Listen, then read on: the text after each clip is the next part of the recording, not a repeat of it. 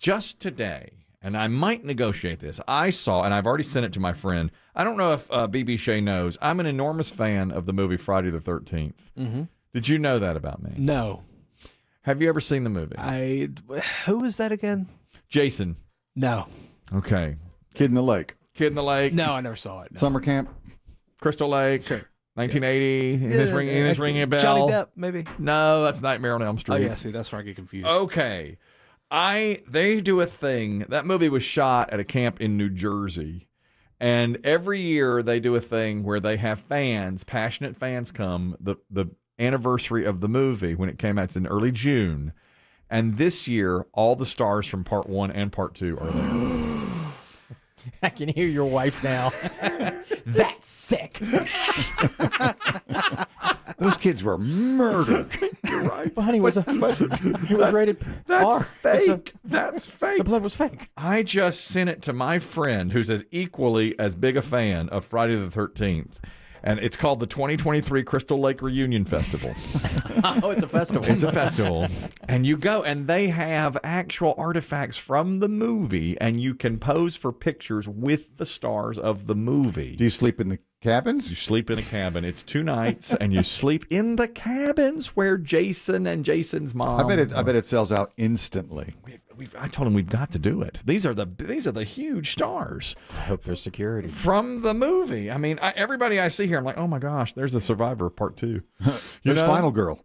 Final Girl is in it. Both Final Girls from Part 1 and Part 2 are in it. Alice the cook, who's the first victim, is in it. She's going to be there. Yeah. Like, oh my God.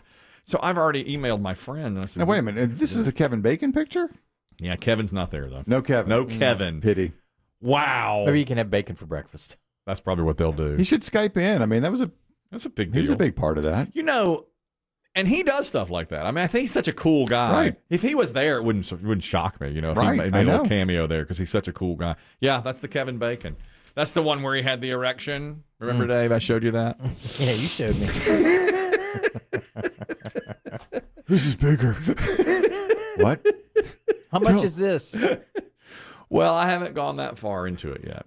When you get the cabin to yourself, do you have to sleep with strangers? Your bunkies? We're sleeping with bunkies. We all of us fans are in the same. How do you know one of them's not a killer? Well, a killer. It sets up nicely, doesn't it? Wouldn't that be something? Is it like boys over on this side, girls on that? Yes, they do. They separate. I mean, that's a movie in itself. It is. Yeah, and it was a movie that you go to a camp where their movie was shot, and then there really is a. Now look at you getting all meta. Well, they say, I think one of the nights, like Jason is among you, and if he taps you on the shoulder, you're dead. Or everybody's going to be tapping each other. Oh! On the shoulder. This is something now. This is something I want to do. This is a passion of mine. I want to know the cost. It's a passion of mine. I'm going to look it up today. Media guy Craig, a comment on the Friday the 13th festival in New Jersey in June. Go ahead. Well, I am going, but I'm not going to the June one. I'm going to one in May. Okay. Ooh, all right. Oh, there's more than one. Yeah. Apparently it's very popular. Have you been before? No, it's one of our Holy Grail horror visiting spots, so we decided to go. They announced the reunion after we had already bought tickets to the May show. Okay. The May show is very expensive for that overnight stay. Really? What do you know about the accommodations, media guy Craig?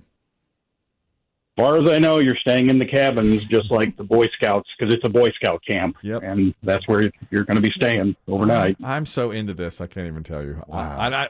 Now, when you say very expensive, what do you think the price? Give me a ballpark on the reunion with all the stars there.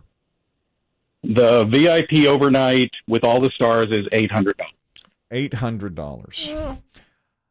I can do that. You can swing it? I can swing that. Cheaper than pine needles. It's cheaper. Don't bring that up. All right. You know, I can buy. If you're going to make an argument. I can buy parts of pine needles, six vats. For,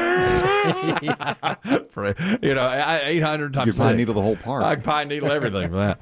I'm telling you, media guy Craig, I'm almost in. I'm really ready to do it. They have Final Girl. They have Alice from part 1. They have Jenny Steele from part 2. I mean, this is really. Would you big. go with somebody, or you take a friend, or? Oh, well, my friend Coop is a huge. he would do that, He's yeah. a Friday the 13th man, and I mean, we know everything there is to know about the movie. We were the ones. We invented a game where we tried to pretend what were the final thoughts of the victims when Jason or Jason's mom were coming at them with the machete. We'd say, "Here's what they're thinking." Now, sometimes we had a little smoked up. in college. We used to get a little smoked up and then watch the movie and think, "Whoa, so good." All right, media guy Craig, have a great time. I hope Have they a don't great drug time. test us. That should be part of it too. You should take a little. Is it legal in New Jersey? Probably, yeah. Should be. I don't know the answer. Yeah, take a little something up there. How many people go vacation in Jersey? Very rare. They get you up there. I'm sure that. Yeah, it'll be legal. Why not? Just bring it over the tunnel. Let's do it. That's Manhattan. that's a big part of it. I was reading something Somebody about. dropped a gummy. That's mine. Mine. I was reading something about cannabis today, but I can't remember what it was. That I was sounds getting about right. I was getting ready to Side effect. I was gonna tell you what was going on with cannabis, but now I can't recall. Anyway, since my wife is going to the trial, Yeah. I think This could open up a whole new venues for you guys. she might. Trial tourism, movie tourism. I know. I'm hoping she'll let me go. And you guys, you missed your opportunity to sail on the Titanic, right? Yeah, that was. You and Dave were going to do that. We did that. That was a while back. You were going to hold me over the edge, remember? Yeah, that was going to be great. Come up behind you and grab you. Yeah. That was going to be neat. We didn't do that. The good, the bad, the ugly today. They're celebrating a man from Fox River Grove, Illinois. His name is Ed Berthold. He is 103 years old, and he's just celebrated bowling for 80 years in the same bowling alley. Oh. And Wow. he is their longest customer, and he is 103 and continues to bowl. And he and his friends say it's what keeps him young. These are the folks that bowl with him, and It's Ed. amazing. I mean, to look at him, you wouldn't think he was over maybe in his 80s. My father died at 39, tuberculosis. When I compare that to what happened to me, I wish that I was a few years younger.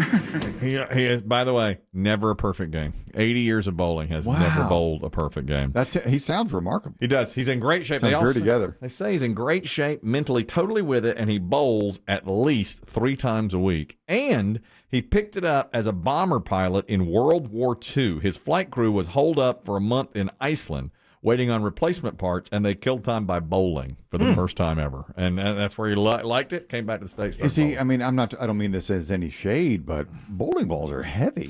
He's Yeah. 103. I mean, does he? 103.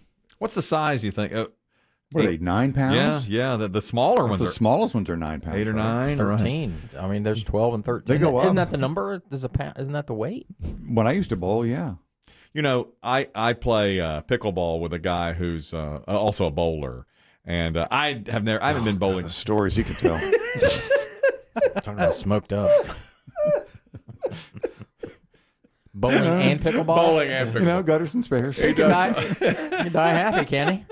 What more do you need? Gutters and dinks. That's his. Yeah, he does both. He does, but he's able to do both. Now I'll say this. Specimen. I've never been bowling Do a with him. special report on him. I haven't been bowling in years. I'm not a good bowler. I like it's fun, but I never. We had fun doing it, but I'm terrible. Oh, God. Me yeah. too. Me too. My son likes it now. I mean, for fun. You know, he thinks it's fun. It is a fun Yeah, yeah, way it to is. spend time. with When your you're friends. old enough, you can drink beer. You get Right. pictures of beer. Right. So this guy that I play pickleball with, who also likes to bowl, is how should I put it? He's one of the shorter guys I know, and he looks really young, and he's thin and just real small of stature. Okay, so they were telling me one night that a group of them went bowling, like 6 or 8 guys went bowling, including him, and they had rigged it with the guys that run the bowling alley. That every time this gentleman, who's slight of stature, came up, the gutter guards came up. For the kids. You know. Well, somebody's winding him up. Total wind up. That's mean. And the guy that was Turn telling on the story, laser lights. And the guy that was telling the story said, we bowled for 2 hours. It never got not funny. It was funny. You get the staff announcing happy birthday to him. Every single time it came up, it was funny. So anyway, But you're right. He does both. He splits his time between both. My parents used to. It's not as popular in certain parts of the country, but there was a place where my parents would take us called duck pin bowling, Yeah. and the balls would fit in the palm of your hand if you were a kid. I've done that. You know, that was fun. I think they may call it candlestick bowling because the pins are smaller. That's right. And the balls are tiny. Yes. And I would watch these adult guys just fling it. I usually they look like coconuts. They were little brown balls. Yeah. I think there's some, BB Shea might know, aren't there some places around that have that now? Yeah, there's one right across the street that just opened up. On the recently. corner. That's how it Oh, is. they have duck pin Yeah, bowling? I'm pretty sure that's how it is, yeah. Is that So it's bourbon not bowl? full Yeah, size. that's what it is, yeah. Really? Oh, no, that's That's interesting. not full-time bowling. No. Big man bowling. Oh, that's not big man bowling. I thought I it don't was. think so. It's duck pin bowling. What about this? He's bowling in the same joint he's been bowling in for 80 They're still in years. business? They're still in business. They That's made amazing. it through COVID, yeah. And they said he's been here every Monday, Wednesday, Saturday for 50 You got any years. good sarsaparilla there? Yeah. Hope they replace the floor at some point. At some point you have to, don't you? Change the oil. That's really impressive, that's though. right. It is. Another good story here today. A woman is being considered a hero. Someone went into the convenience store where she was working. Let me get this exactly right. This is Los Angeles at a mini mart. Came in with a knife, a large knife, barged in, tried to get her to open the cash register. But after he assaulted her, coming around the counter, she fought back, snatched the knife out of his hand, and chased him out of the mini mart. Damn right. And she didn't want to be identified, but her boss and the owner of the mini mart said, "What a hero." The guy, he came around the counter and he pointed on her a big knife. But the lady said she's a brave girl because he fought against him. He got the knife and he chased him. And that's it. And they had it on video. And the guy said, "I'm going to give her a few days off." I mean, that's how. And Most chains would fire her. for doing that, 7-Eleven would. for fighting back. You're not supposed to fight back. I mean, that's so risky. That's right. I know. Usually they don't fight back, and they tell you not to fight back. She literally grabbed the knife out of his hand. That is unbelievable. They catch the guy? Not yet. He ran out. That's what's dangerous. I know. He She's could going to come go back to work. He could come back. Yep. I wonder if he'd show his face in there again. Or would you put a gun behind the counter? Don't most places have a gun behind the counter? I always think they do at convenience stores. I bet they don't. You don't think No, so? I don't think they do. Maybe not. They just give up Unless the it's a money. mom and pop, and Pop's running the register. I'll tell you this. I don't know if BB Shea's ever heard this. And it's a shame Biggie's not here today because this is his favorite piece of audio we've ever played. Oh, yes. Aluminum baseball bat. Look, this was in Oklahoma City. And many years ago, a guy came in to rob a convenience store in Oklahoma City. And the guy behind the counter called 911. And he said on the 911 call, and we just have a very short version of it, he said, "I'm getting ready to knock the crap out of a guy who's coming in here." And Yeah, they he's were trying to rob me. Yeah. He'll be on the floor when you get here. Right. And basically they answer the phone, Oklahoma City 911. And then you hear the aluminum baseball bat to the head. Oklahoma City 911. That's what it sounds like. That's the sound of an aluminum baseball bat hitting an assailant's head who's come in to rob. Oklahoma City 911. Just clean contact. Full weight transfer. At least a double. I mean, right through the zone. Oh, my Sweet spot. goodness. Now, that is rough. I mean, Yeah. the purest ping ever. When Biggie hears that, whoa, he lights up. Yeah. He did. He's not well. We should send it to him. I know. We should, as a little, get well soon. Little pick me up. He's out today. He doesn't need bouquets of flowers. He'd look the other way at that. You send him that, though. That's something that Make him Biggie smile. Bad story today. Some pranksters are in a lot of trouble. They're part of a UK crew that does a lot of YouTube videos and go out on TikTok and YouTube. And they flew a balloon over the Chinese embassy in London, and they're in serious trouble. If China can use a high-altitude balloon to spy on the West, why can't the West use a high-altitude balloon to spy on China? We're going to fly a very small weather balloon over the Chinese embassy. I've never felt more like a criminal in my life. Time for the real Josh and Archie spy balloon to be released. Up it goes, up it goes. That's them doing it. Their name are Josh and Archie. Names are Josh and Archie. They do a show. Josh, more height. And people thought they were trying to start World War III. And they said, if you mess around with this, you're in serious trouble. It's like those kids in Jaws that had the fake fin. Yeah. What I He thought made of. me do it. That's right. That's what Josh I said to don't Archie. hate it. It's kind of a fun wind-up. It's fun. It's a wind-up. Josh said about Archie, he made me do it. And they put up the... And the Chinese won't mess around, man. No, and so they were taken by British authorities and said, giving a stern talking to. Don't do it again. Still don't know anything about these things, though. No. Well, actually, I read today. Now, this is a guy named Jesse. What's the other 3 objects? Don't know what they are. I mean, even the main one that was shot down on that Saturday. Myrtle Beach. This guy's name is Jesse Jenin. He owns a company called Kmont, and he sells weather balloons to the National Weather Service. And he says people are just finding this out. There are balloons everywhere. The only reason that we have weather forecasts that are as accurate as they are is because weather balloons are sent up from 92 locations across the United States every single day, twice a day, at the exact same time. You know that, Dave, because you're a meteorologist. Yeah, they launch them at the airport here twice a day. That's right. It's a private company that does it. That's his company does it in some Interesting, places. because I have a friend. Mm-hmm. She lives about a mile from our house, but she's closer to the airport. She's kind of more in the what do they call it? The pattern. Mm-hmm. When planes land and take off, a lot of times they'll go over her house. Mm-hmm. And she sent me some pictures that she took from her back patio 2 summers ago. She just looked up and there was like a tiny white balloon. She thought it was a Chinese spy balloon, and now I bet it's one of those weather balloon. Yeah, they've been up there forever. I've been doing it for years, right? Decades. And the guy says that exactly. Most people just don't see them.